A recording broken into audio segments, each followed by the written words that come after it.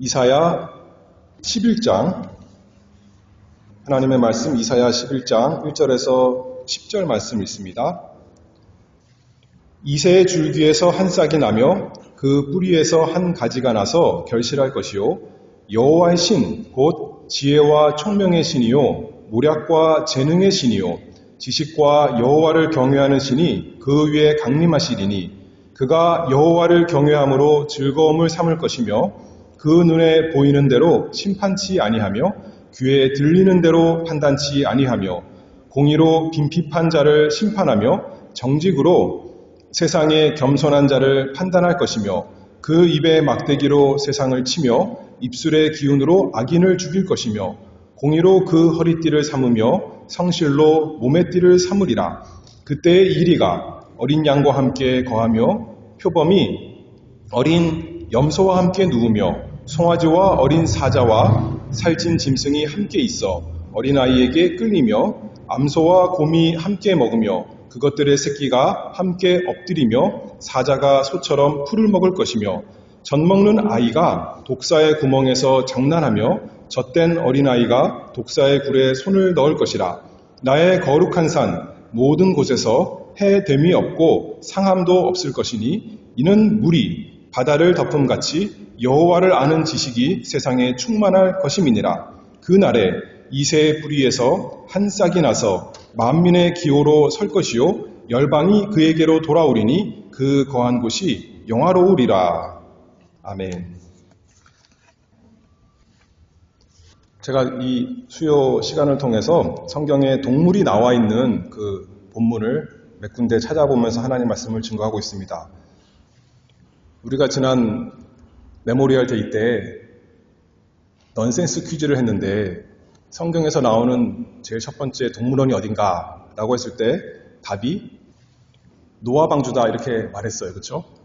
넌센스 퀴즈니까. 그런데 사실 가만히 생각해 보면 노아 방주에서만 동물들이 많이 나온 것이 아니라 에덴 동산에서부터 하나님께서 아담에게 동물들을 다 가게 하셔서 아담이 동물의 이름을 지었죠.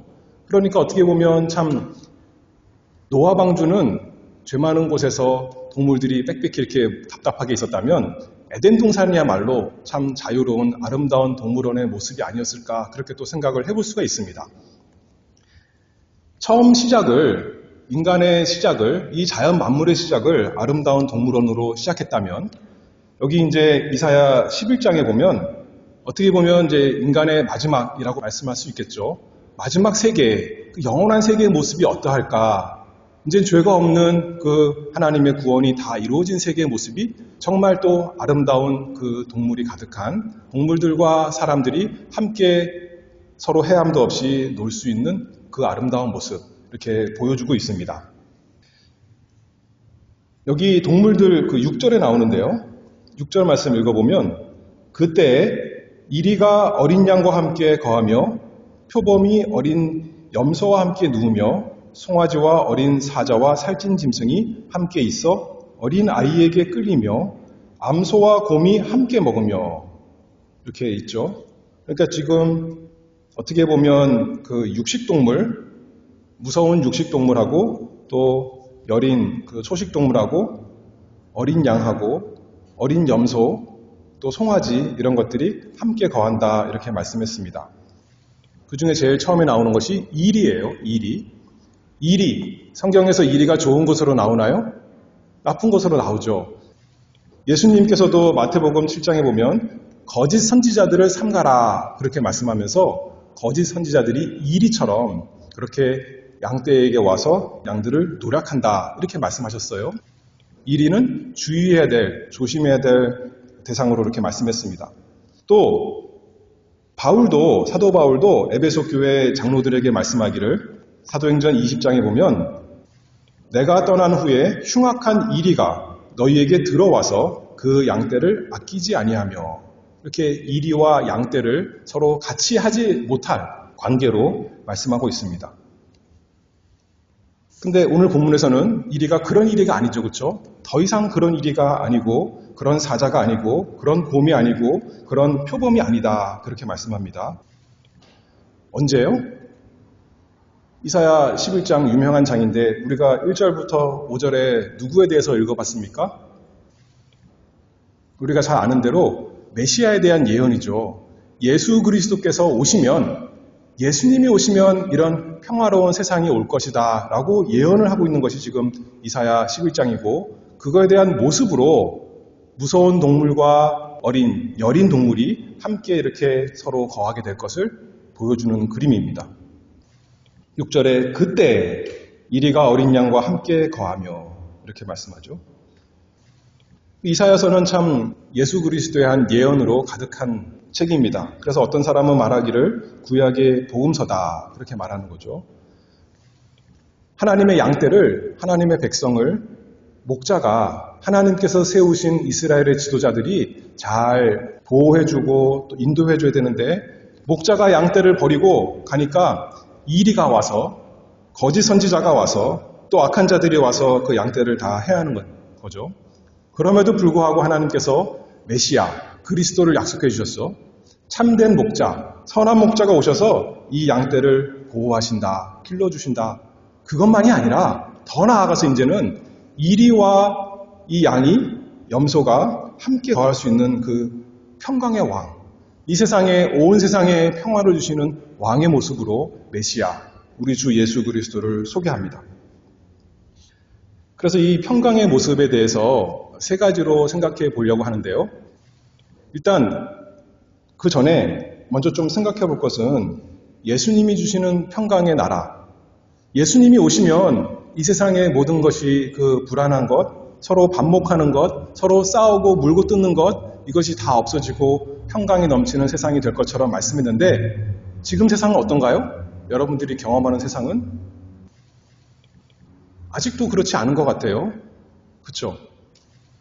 그래서 성경의 예언을 볼 때, 특별히 구약 성경의 예언을 볼 때, 우리가 메시아를 고대하는 그 구약 성경을 볼 때 이런 그림을 생각해 볼 수가 있습니다. 우리가 멀리 높은 산을 보는데 앞산이 있고 뒷산이 있어요. 그러면 멀리서 보면 어떻게 보이냐면 앞에 산과 뒤에 산이 거리가 멀리 떨어져 있어도 그 두 개가 바짝 붙어 있는 것처럼 보이는 거예요. 여기서 볼 때는 마치 구약시대에 메시아의 오심이 그렇게 보이는 겁니다. 예수님께서 첫 번째 오셨고 또 이제 우리는 두 번째 올 거를 고대하지 않습니까? 그런데 구약에서 예언할 때는 첫 번째 오심과 두 번째 오심을 한꺼번에 같이 보는 거예요. 그래서 메시아께서 오시면, 그리스도께서 오시면 모든 문제가 해결되고 이 세상이 평화가 될 것처럼 그렇게 말씀하고 있습니다. 그러나 우리는 아는 거죠. 예수님이 한 번만 오시는 것이 아니라 한 번에 와서 단번에 모든 평화를 다 주시는 것이 아니라 두 번 오신다는 것. 우리는 그리고 그 사이에 있는 거죠. 앞산과 뒷산 사이에 있습니다. 그래서 앞산에 있기 때문에 이미 이루어진 것이 있어요. 그렇죠? 어설프게가 아니라 예수님께서 완전히 구속을 이뤘지만 우리에게 적용되는 것은 여전히 부분적으로 우리에게 적용됩니다. 그러나 예수님 다시 오실 때는, 그때는 완전하게 모든 것이 다 이제 평강을 이루는 그 평강의 왕으로서 다스리게 되시는 거죠. 그래서 첫 번째, 부분적으로 우리에게 이루어졌을 때는 구약의 모든 약속들이 우리에게 영적으로 이루어졌습니다. 영적, 그것도 부분적으로요. 육신적으로 눈에 보이는 것을 이루어진 것이 아닙니다. 어떤 사람은 구약 성경에 있는 많은 약속들이 우리에게 당장 육신적으로 이루어지는 것처럼 그렇게 말씀합니다. 예를 들어서 우리가 하나님을 잘 믿으면 아브라함이 누렸던 것처럼, 다윗이 솔로몬이 누렸던 것처럼 이 세상에서 육신적으로 우리가 복을 받을 것이다, 이렇게 말씀하지만 생각해 보세요. 예수님보다 하나님을 사랑하고 믿음을 잘 지키신 분이 있어요? 예수님의 삶이 어땠습니까? 이 세상에서 육신적으로 별로 받으신 것이 없습니다. 그래, 좋아요. 예수님은 십자가를 위해서 그랬다고 치고, 그럼 예수님의 구속이 완성된 이후에 사도 바울의 삶이 어땠습니까? 베드로의 삶이 어땠습니까? 그들이 육신적으로 이 세상에서 안 믿는 사람보다, 믿음이 없는 사람보다 더 나은 거 누린 거 없어요. 우리도 그와 마찬가지죠. 우리에게 육신적인 좋은 것 주시지 않는다, 그 말씀이 아니에요. 그러나 믿는 사람이나 안 믿는 사람이나, 좀 덜 믿는 사람이나 열심히 믿는 사람이나 그 육신적인 복의 약속이 우리에게는 주어지지 않았습니다. 우리는 첫 번째 예수님이 오신 이후에 영적인 복을 누리고 사는 사람입니다. 그것도 부분적으로요. 그래서 이제 그 세 가지 복에 대해서 살펴볼, 세 가지 평강의 나라에 대해서 살펴볼 터인데, 첫 번째로 예수 그리스도께서 오셔서 우리에게 주시는 첫 번째 평강은 하나님과 사람 사이의 평강입니다. 여기 8절 말씀을 보면 젖 먹는 아이가 독사의 구멍에서 장난하며 젖된 어린아이가 독사의 굴에 손을 넣을 것이라. 왜 어린아이가 독사의 구멍에 손을 넣으면 안 되나요? 독사에 물리면 죽으니까요. 그렇죠? 죽으니까. 근데 예수님이 오셔서 이루는 세상은 더 이상 죽음을 두려워하지 않는 세상이다. 그 말씀을 하는 거죠. 그런데 가만히 생각해 보면 우리에게, 사람에게 죽음이 어떻게 왔어요? 단순히 독사에게 독이 있어서 온 것이 아닙니다. 독사가 나빠서 온 것이 아니라 사람인 우리가 하나님께 범죄했기 때문에 이런 이 세상의 모든 저주가 임해서 사망이 온 것이죠. 여기 독사라 그랬는데 뱀이야말로 에덴 동산에서 사람이 범죄하여 타락하도록 시험한 그런 참 대표적인 존재입니다. 그런데 그 뱀의 유혹에 넘어가서 그 시험에 실패해서 사람과 온 세상에 저주가 임했지만 예수 그리스도께서 평강을 주시면, 예수 그리스도께서 평화의 왕으로서 이 세상에 오셔서 그 모든 관계를 회복시켜 주신다라고 했는데, 첫 번째로 하나님과 우리의 관계가 회복됐다는 거예요. 이제는 더 이상 우리가 무엇을 두려워하지 않는 사람이 되었습니까? 이제는 죽음을 두려워하지 않는 사람이 되었어요. 여전히 우리가 죽습니다. 그러나 죽는 것도 그리스도 안에 있는 사람은 유익하다, 성경에서 말하죠. 죽는 것이 망하는 길이 아니라, 지옥으로 가는 길이 아니라 우리는 천국으로 가는 길, 더 이상 죄가 없는 길이기 때문에 이제는 우리에게 죽는 것조차도 유익한 것이 되었습니다. 로마서 5장 1절 말씀을 보면 우리가 믿음으로 의롭다 하심을 얻었은즉 우리 주 예수 그리스도로 말미암아 하나님으로 더불어 화평을 누리자. 하나님과 우리가 화평의 관계가 되었다고요. 평강의 왕 예수 그리스도께서 우리에게 오심으로, 이 세상에 오셔서 우리에게 구원을 주심으로, 그래서 그것이 이미 시작됐어요. 그렇죠? 영적으로 이미 우리는 하나님과 평화로운 관계 된 사람이 되었습니다. 그래서 그것을 상징적으로 여기 오늘 이사야 11장에서 보여주는 거죠. 이리와 어린 양이 함께 거한다. 우리가 그럴 수가 없는데, 어린아이가 손을 넣어서 독사의 그 굴에 넣을 수가 없는데, 이제는 우리에게 죽음이 우리에게 저주가 되지 않기 때문에 어떤 그 이 세상에 있는 해가 우리에게 화가 되지 않는다는 겁니다. 왜냐하면 하나님과 평강을 이뤘기 때문에, 예수 그리스도로 말미암아. 고린도전서 15장 55절 이렇게 말씀합니다. 사망아 너의 이기는 것이 어디 있느냐? 사망아 너의 쏘는 것이 어디 있느냐? 죽음을 더 이상 두려워하지 않는 하나님과 화평을 이룬 그 복이 우리에게 이루었습니다. 그리고 이제 장차 예수님 다시 오실 때, 그때는 진짜 우리 죽었던 몸도, 무덤에 장사된 그 몸도 이제는 부활해서 정말 사망을 이긴, 완전히 이긴 상태가 된 거죠. 아까 영적인 복도 부분적이라 그랬어요. 예수님 처음 오시고 우리는 예수 믿어서 영적인 복을 누리지만, 하나님과 화평을 누리지만 아직도 우리 속에는 죄가 있고 아직도 우리는 죽을 몸을 가졌죠. 그런데 예수님, 평강의 왕 예수님께서 다시 오실 그날에는 이제는 그 모든 것이 다 없어지는, 정말 죽음은 우리랑 전혀 상관없는 그 상태가 될 것입니다.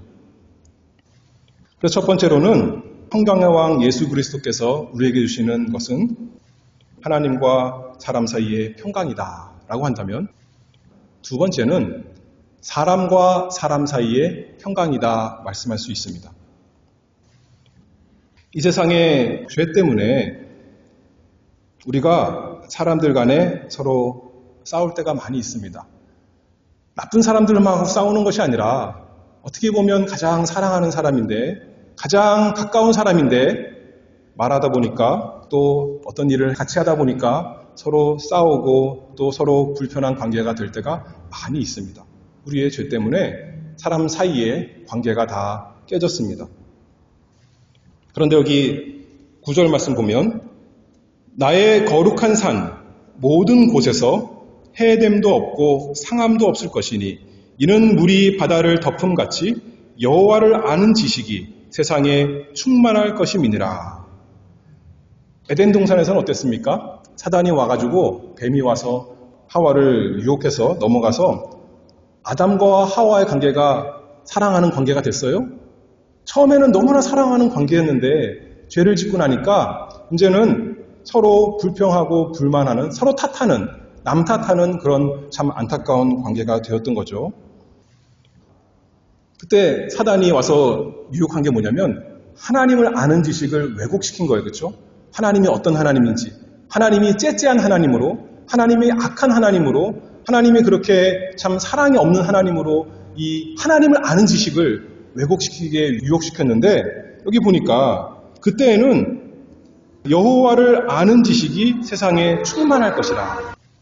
이제 하나님을 바로 알고 보니까 이제 예수 그리스도로 인해서 하나님을 바로 알게 되니까 사람과 사람 사이의 관계가 회복이 되는 거죠. 예전에는 서로 남을 탓하던 사람이 이제는 내 탓이요 하는 거죠. 물론 객관적으로 따지면 어떤 사람이 잘못이 있겠지만 그게 문제가 아니라 내가 옳고 저 사람이 틀리고 그게 문제가 아니라 그게 문제라면 우리에게 화평이 없고 우리에게 구원이 없을 터인데 내가 원수 되었을 때, 내가 하나님과 원수 되었을 때 예수님께서 나를 사랑해서 나를 위해서 십자가에 죽으신 것, 그거 생각하니까 객관적으로 보면 설사 내가 옳다 하더라도 저 사람에 대해서 죄송합니다. 미안합니다. 내가 마음을 상하게 해서 참 우리 관계가 이렇게 됐군요. 먼저 사과하고 화해를 신청하는, 화해를 요구하는 그런 관계가 되는 거죠. 예수님이 나를 위해 이렇게 죽으셨는데 예수님이 내 이렇게 큰 죄를 다 용서해 줬는데 나는 조그만 죄, 나에게 어떤 사람이 아무리 큰 죄를 졌다 하더라도 그 조그만 죄 얼마든지 용서해 주고 싶은 마음, 하나님을 아는 지식이 생기는 것입니다. 예수 그리스도께서 우리의 왕이 되시면 10절 읽어봅니다. 그 날에 이새의 뿌리에서 한 싹이 나서 만민의 기호로 설 것이요 열방이 그에게로 돌아오리니 그 거한 곳이 영화로우리로다. 구약시대에 보면 이스라엘만 하나님을 섬기고 이방은 하나님을 섬기는 사람들이 아닙니다. 서로 원수지간입니다. 그렇죠? 그런데 그 날에 예수 그리스도께서 구원을 완성하시는 그 날에는 모든 열방이 모든 이방까지도 다 하나님께로 돌아와서 참 함께 이렇게 화목하게 서로 사랑하며 하나님 경배하며 살아간다. 그런 얘기 아니겠습니까? 6절 말씀 다시 올라가서 보면 그때 이리가 어린 양과 함께 거하며 표범이 어린 염소와 함께 누우며 송아지와 어린 사자와 살찐 짐승이 함께 있어 어린아이에게 끌리며. 예전에는 이리 같은 사람이었는데 예전에는 그냥 약한 어린 양 같았는데 이제는 서로 함께 이렇게 사이좋게 지낼 수 있는 그런 관계가 되었다. 그 말씀이죠. 사도행전 2장에 보니까 이것이 이루어졌습니다. 오순절 때 어떻게 이루어졌어요? 예루살렘의 유대 지방에 살던 이스라엘 사람들만 아니라 각 나라에서 온 많은 사람들이 예수 그리스도의 복음을 듣고 이제 그리스도께 굴복하고 한 교회에 서로 사랑하며 사는 그 관계가 된 것 아니겠습니까? 이 이사야 11장에 있는 말씀들이 그렇게 이루어진 거죠. 영적으로 이루어진 것입니다. 전에는 원수지간이었는데, 전에는 약속 밖에 있던 이방인이었는데, 이제는 이리의 표범, 곰, 사자 그런 존재가 아니라 이스라엘 백성을 어떻게 하면 뜯어먹으려고 약탈하고 노력하려고 삼키려고 하던 그런 존재가 아니라 이제는 사이좋게 화목한 관계가 되었다. 이렇게 말하는 거죠. 사도 바울이 이방 나라를 돌아다니면서 복음을 전하니까 정말 많은 나라 사람들이 예수님께로 돌아왔습니다. 예수님 당시만 해도 로마 총독 빌라도가 예수님을 십자가에 못 박았는데 나중에 어떻게 돼요? 그 로마가? 예수님을 죽인 그 로마가 이제는 기독교를 국교로 정할 정도로 그런 나라가 되는 것 아니겠습니까? 하나님의 말씀이 참으로 예수 그리스도 우리의 평강의 왕으로 인해서 영적으로 그렇게 이루어지는 것입니다. 7절 말씀 또 읽어보면 암소와 곰이 함께 먹으며 그것들의 새끼가 함께 엎드리며 사자가 소처럼 풀을 먹을 것이며 전에는 물고 삼키려는 그런 관계에서 이제는 그리스도께서 베풀어 주시는 그 식탁에서 함께 먹는, 함께 교제하는 그런 관계가 되었습니다. 예전에는 원수였는데 예수님 때문에 이제는 친구가 되었고, 예전에는 죄인이었는데 예수 그리스도로 인해서 이제는 의인, 성도, 거룩한 사람이 되었고, 예전에는 서로 반목하고 대적하는 사람이었는데 이제는 대적이 아니라 대접하는 사람, 그렇게 됐다는 거죠. 우리 스스로 속에서 좋은 게 나올 수가 없는데 예수 그리스도께서 우리 마음에, 우리 영혼에 평강의 왕으로서 다스리시니까 이제는 우리가 다른 사람과 화목하는, 내가 먼저 화목하고 싶은, 저 사람이 사과하기 전에는 나는 말도 하지 않겠어, 그런 것이 아니라 예수님처럼 예수님의 마음을 품고 내가 먼저 그 사람의 마음을 헤아리고 내가 먼저 조금이라도 화해의 말을 하는 그런 자가 되는 겁니다. 그래서 기독교 내에서는 세대 간의 갈등 있을 수가 없는 거죠. 그렇죠? 남녀 간의 갈등 있을 수가 없는 거죠. 인종 갈등 있을 수가 없는 겁니다. 가난한 사람, 부자 갈등 있을 수가 없는 겁니다. 그럼에도 불구하고 우리는 이것도 완전히 이루어지지 않았어요. 그렇죠? 아까 부분적으로 이루어졌다 그러는데 여전히 우리 속에 또 죄가 남아있고 여전히 또 우리 속에 반목하고 서로 투쟁하는 것이 남아있어서 아직 우리가 참 걸어갈 길이 멉니다. 그러나 예수님 다시 오시는 날, 그날에는 더 이상 서로 반목하는 것이 없는, 서로 다투는 것이 없는 정말 온전한 평강의 나라, 그 나라가 이루어질 것입니다. 자, 세 번째로, 첫 번째로는 하나님과 사람 사이의 평강이다 말했다면, 두 번째는 사람과 사람 사이의 평강이다 했고, 세 번째로는 뭘까요? 사람과 자연 만물과의 평강이다, 이렇게 생각해 볼 수가 있습니다. 자, 이것은 이제 아까 첫 번째, 두 번째 거는 이루어졌어요. 그렇죠? 예수 그리스도로 인해서 확실히 이루어졌지만 보이지 않는 어떤 육신적인 것이 아니라 오늘 마음에서 이루어진 것 같은 영적으로 이루어진 것이다 말한다면 이 세 번째는 이제 육신적으로도 보이게끔 이루어지는 겁니다. 지금은 어떤가요? 지금은 뉴스에 보면 토네이도가 있고 폭풍우가 있고 또 가뭄이 있고 폭염이 있고 그래서 뉴스에 참 많은 안타까운 일들이 보이지 않습니까? 예나 지금이나 예수님 오시기 전하고 예수님 오신 이후하고 달라진 것이 없어요. 그렇죠? 전혀 세상적으로 자연 만물이 바뀐 것이 없습니다. 예수님이 구속을 이루셨는데도 불구하고 그러나 마지막 때 예수님 때 예수님께서 다시 오실 그날에는 이 것조차 이제 다 모든 게 평화로워진다 할 수가 있는 거죠. 이 자연 만물이 왜 이렇게 우리를 못 살게 구나요? 여전히 우리의 죄 때문이라는 거예요. 우리의 죄로 인한 결과가 우리 사람에게만 있는 것, 저주가 임한 것이 아니라 성경에 보면 가시와 엉겅퀴를 냈다 그렇게 말하잖아요. 그럼 모든 안 좋은 것이 자연 만물에 다 생긴 겁니다. 지금은 그게 바뀐 것이 아무것도 없어요. 마찬가지로 우리 육신적인 문제도 예수 믿었다고 해결되는 것이 없다는 거예요. 차이가 없다고요. 안 믿는 사람이나 믿는 사람이나. 물론 하나님께서 때에 따라 우리에게 좋은 것을 다 베풀어 주시지만 객관적으로 눈으로 보면 차이가 없다는 거예요. 그러나 마지막 때에 그날에는 예수님께서 정말 평강의 왕으로서 더 이상 폭풍우가 없고 더 이상 토네이도가 없고 더 이상 지진이 없고 기근이 없고 그런 폭염이 없고 그런 모든 자연이 우리를 대적하는 사람을 대적하는 것이 없는 그날이 올 것이다. 그렇게 말씀하고 있습니다. 물이 바다를 덮음같이 여호와를 아는 지식이 참으로 세상에 충만할 날. 이 문자적으로 참으로 그때에 이리가 어린 양과 함께 거하며 표범이 어린 염소와 함께 그날이 정말 문자적으로 이루어질 것을 우리는 믿습니다. 자연 만물에도 참된 평강이 가득하게 될 것을 믿습니다.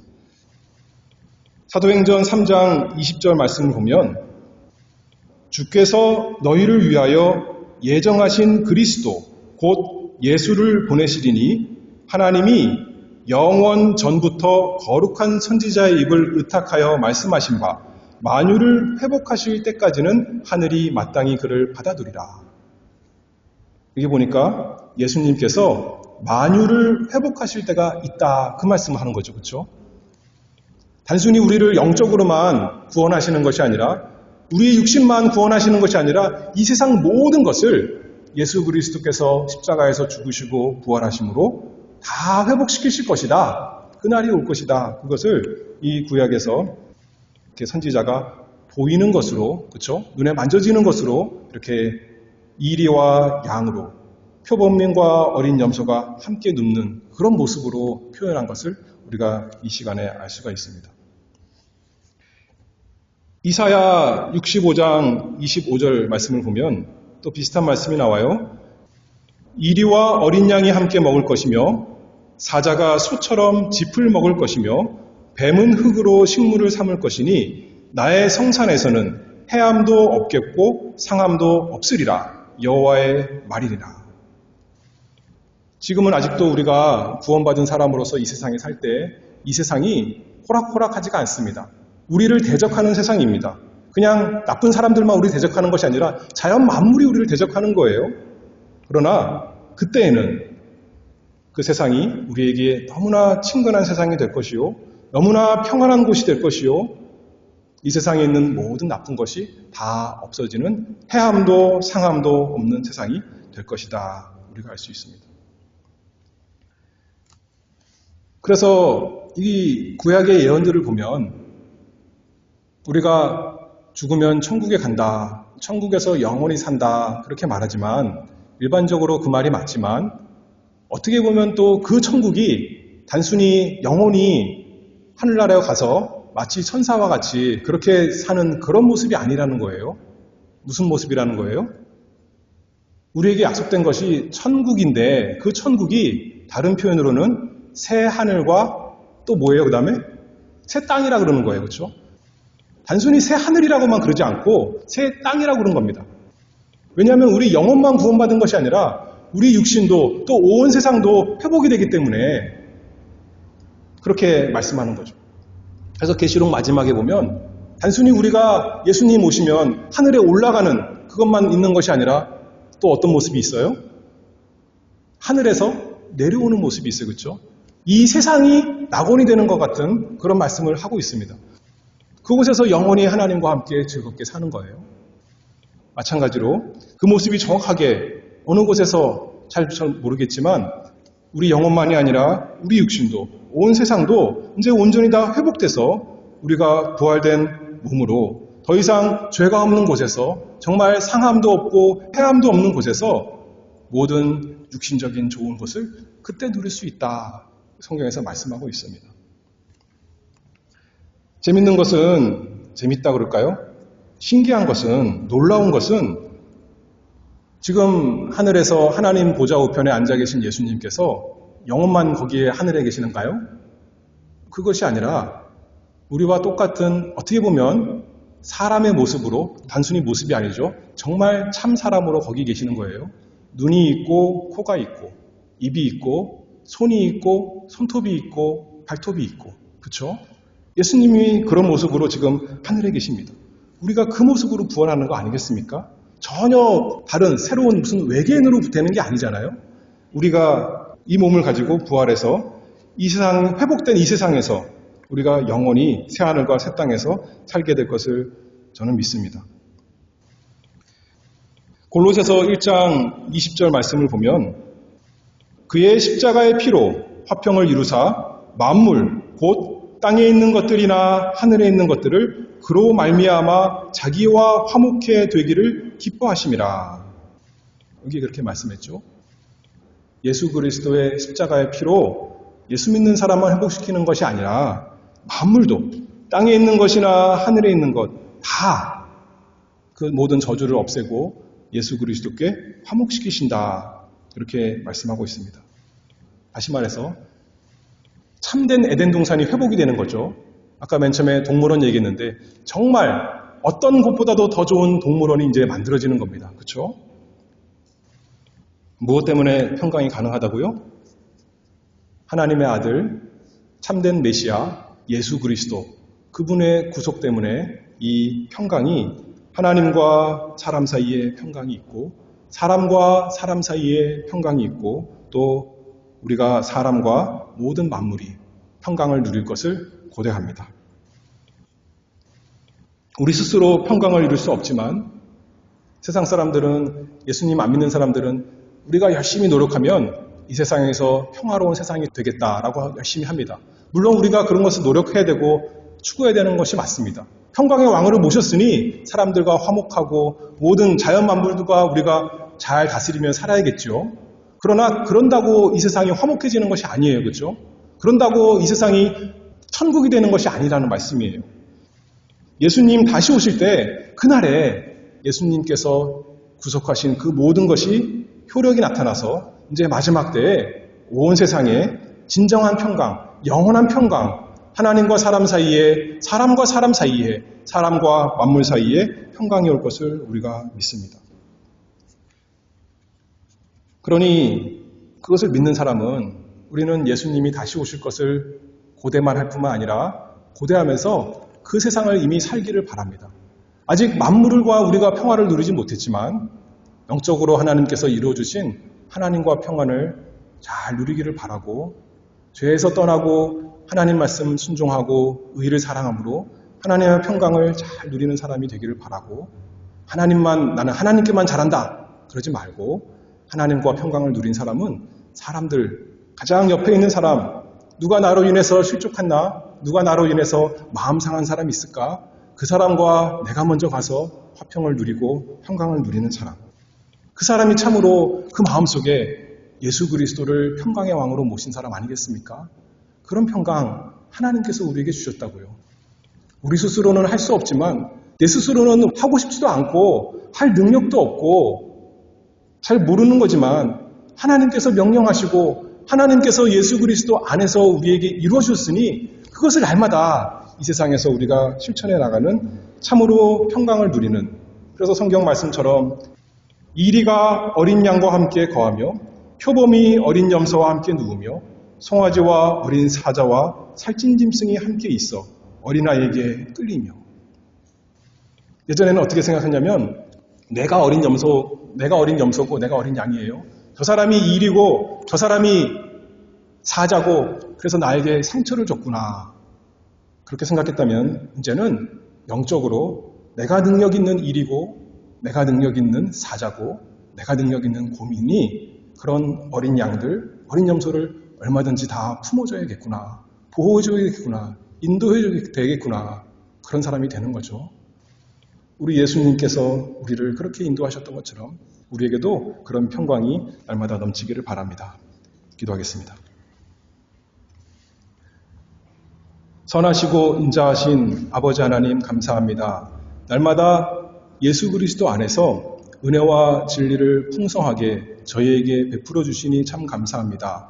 우리 속에는 스스로 평강이 없고 다툼이 있고 나만 옳다 그러고 나만 상처받았다고 그러지만 평강의 왕 예수 그리스도께서 나 같은 죄인을 위해서 십자가에서 죽으시고 부활하심으로 하늘에 오르심으로 우리에게 하나님과 평강이 있게 하시고 또 다른 사람에게 사랑하는 마음 생기게 하시고 다른 사람과 화평하는 마음 생기게 하시고 다른 사람을 인해서 나의 잘됨이 아니라 다른 사람을 인해서 기뻐하는 마음 되게 하시니 그 은혜를 감사합니다. 그러나 하나님 아버지 우리 가운데 여전히 믿음이 없고 여전히 실력이 없습니다. 하나님 저에게 믿음을 더하시고 저에게 평강을 더해 주셔서 주님이 주신 평강을 참으로 머리로만 아니라 우리의 삶으로 누릴 수 있고 증거할 수 있는 참된 평강의 왕의 사자가 될 수 있도록 저희에게 복 주시기를 간절히 바라오며 예수 그리스도의 이름으로 기도하옵나이다. 아멘.